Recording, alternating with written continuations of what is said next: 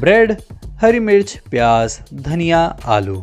अब इसे देखकर तो बहुत लोग ये सोच रहे होंगे कि लगता है सैंडविच बनने वाला है, लेकिन नहीं दोस्तों, ये सैंडविच नहीं बन रहा है। पर जो भी बना रहा हूं ना, आपको अच्छा जरूर लगेगा। और साथ में मैंने इसमें डाल दिया है अदरक लहसुन पेस्ट, जीरा पाउडर, धनिया पाउडर, नमक, अमचूर पाउडर और थोड़ा सा पानी। सब कुछ डालने के बाद इसे कर लेना है मिक्स, और मिक्स करने के बाद इसे दे देंगे शेप।